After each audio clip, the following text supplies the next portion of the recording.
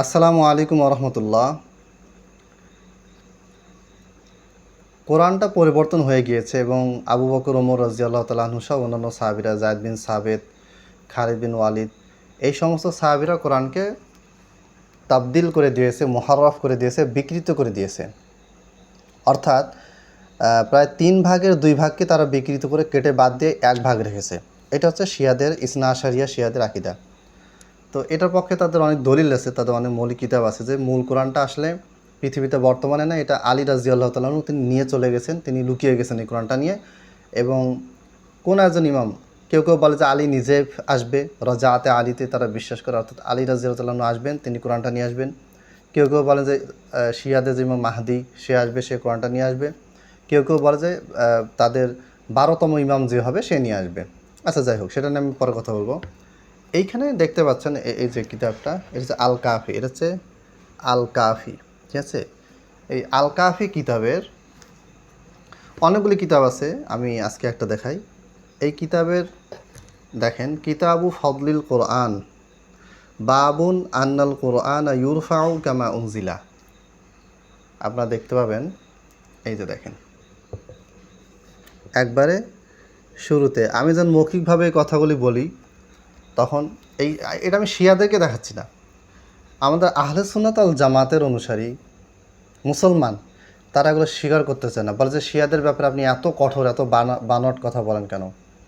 আপনি ইহুদিদের বিরুদ্ধে এত কঠোরভাবে বলেন না, খ্রিস্টানের বিরুদ্ধে বলেন না, তারপরে নাস্তিকদের বিরুদ্ধে বলেন না। ভাই, ইহুদিরা কাফের, নাস্তিকরা কাফের, খ্রিস্টানরা কাফের, এটা আপনিও জানেন, আমিও জানি। যেই জায়গায় আপনি ধোকায় পতিত আছেন, ওই জায়গায় ওই ধোকা থেকে আপনাকে বের করে নিয়ে আসা আমার কাজ। ইহুদিরা কাফের, এটা আপনিও জানেন, তারপরে খ্রিস্টানরা কাফের আপনি জানেন, নাস্তিক মুরতাদরা কাফের আপনি জানেন। আপনি বুঝতে পারতেছেন, নিজেকে তাদের হাত থেকে সেফ রাখতে পারতেছেন, কিন্তু শিয়ারা আপনি মনে করতেছেন তারা মুসলমান। এই কারণে এই বিষয়ে আমাকে বেশি কথা বলা লাগে। এবার দেখেন এই ঘটনাটা কি বলা আছে, এই ব্যাপারে আরও দলিল আসবে, আমি এটা নিয়ে কয়েকটা ধারাবাহিক সিরিজ করবো ইনশাল্লাহ, সময়ের অভাবে আরও আগে করতাম। এখানে যে ঘটনাটা আছে সেটা হচ্ছে যে ওয়াইদাতু মিন আসহাবিনা আন সাহাল ইবনে জিয়াদিন আন মুহাম্মদ ইবনে সুলাইমানা আন বাউদি আসহাবিহি আন আবিল হাসানি আলাইহিস সালাম ক্বালা কুলতু লাহু জুইলতু ফিদাকা ইন্না নাসমাউল আয়াতি ফিল কুরআন লাইসা হিয়া ইনদানা কামা নাসমাউহা ওয়ালা নুহসিনু আন নাকরাআহা কামা বালাগানা আনকুম ফাহাল নাসামু ফাকালা লা ইকরাউ কামা তাআল্লামতুম ফাসায়াজিউকুম মা ইউআল্লিমুকুম। আচ্ছা, পুরো ঘটনাটা হচ্ছে কি, একজন ব্যক্তি শিয়াদের একজন ইমামের কাছে এসে জিজ্ঞেস করলেন। ইমাম মানে 12 জন ইমাম, ইসনা আশারিয়া আকিদা, 12 ইমামের আকিদা যারা রাখে তাদের আকিদা এটা। যে আসে বলল যে আমরা ইন্না নাসমাউল আয়াতি ফিল কোরআন, আমরা কোরআনের কিছু কিছু আয়াত শুনি, লাইসা হিয়া আইনদানা, যেগুলি আমাদের কাছে নেই, ঠিক আছে। কামা নাসমাউহা, যেইভাবে আমরা শুনি, আমরা যেইভাবে শুনি সেইভাবে কিন্তু আমাদের কাছে নেই, এমন কিছু আয়াত আমরা শুনি। ওয়ালা নহসিনু আন্না করাআহা, আর আমরা এইভাবে আয়াতগুলিকে পড়া এটাকে কী করি না, নেকির কাজ মনে করি না। কামা বালাগনা আনকুম, যেভাবে আমাদের কাছে এসেছে, আপনাদের কাছ থেকে যেভাবে এসেছে ওইভাবে ছাড়া অন্যভাবে কোরআন তেলাওয়াত করাটাকে আমরা কি মনে করি না, নেকির কাজ মনে করি না। ফাহাল নাসাম, তাহলে কি আমরা গুনাহগার হব? মানে কি বোঝাতে চাচ্ছে, সহজভাবে বলি, ভাষাটা এখানে একটু সংক্ষেপে আছে, যে প্রকৃত কোরআন তো আপনাদের কাছে আছে, 12 জন ইমাম আকিদা আলীর কাছে আছে, সহজ কথায় বুঝুন, আলীর কাছে আছে। তো আলী রাদিয়াল্লাহু তাআলা আনহুর কাছে যেই কোরআনটা আছে, সেই কোরআনটা বাদে বর্তমানে প্রচলিত যে কোরআনটা আছে, এই কোরআনে আমরা বিভিন্ন জিনিস, বিভিন্ন আয়াত পাই যেটা মূলত নেই, মানে আল্লাহ পক্ষ থেকে আসে না, এবং আলী রাদিয়াল্লাহু তাআলা আনহুর হাতে সংকলন করা কোরআনে এটা নাই।